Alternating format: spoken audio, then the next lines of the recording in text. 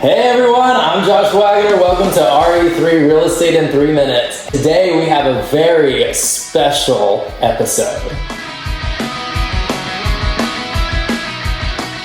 We have Mr. Eric Wommack here from Service First Mortgage. What is a mortgage and how do I get one? As far back as the 13th century, the term mortgage was an old French term that meant the death pledge. It was a combination of two different words. Mort was derived from the term mortis, which had to do with death. The other was gage. Gage was actually a German word that translated into French as pledge. I've heard this defined two different ways. One is that it's a loan that you're gonna pay until you die. The other concept that I've seen online is that this thing will die once you either stop making payments or you've paid it off. By the 14th century, the term was specifically defined as a conveyance of property on condition as security for a loan or agreement.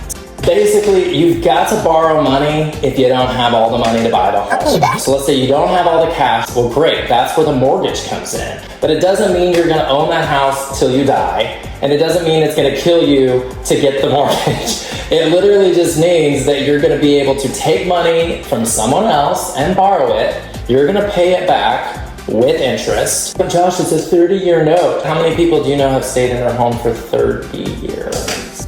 On average, an individual will move in about 4 to 5 times in a lifetime. I'm gonna be teaching you how to own investment properties. Someone else is paying off that 30-year note for you. And the good thing is it's not only 30 years. You can do 20-year, a 25-year, a 15-year, a 10-year. But then the payment grows. People elect for the 30-year note to keep it more feasible on their monthly expenses. How do you get one?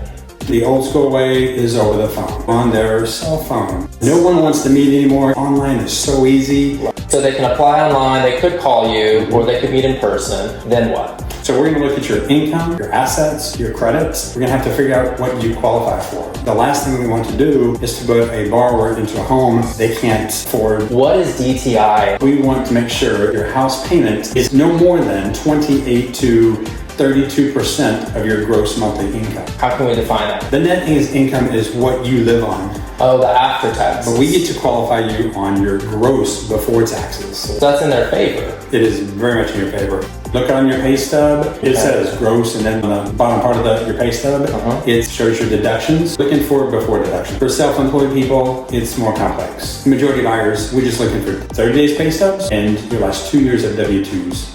That's why I wanted Eric from Service First here in Mansfield, Texas, to be on the show. Okay, now we're gonna be doing gratitude of the day. I am so grateful to live in the awesome state of Texas. Yes! I'm very grateful that in America, we are able to borrow money for real estate, and we don't have to save up until we actually have all of it at once. You can leverage the debt. I've done that, and it has very much grown my legacy for my family. So subscribe, like, hit the bell. We would love to keep you updated on everything real estate in 3 minutes. Until next time, have a good one. Thank you.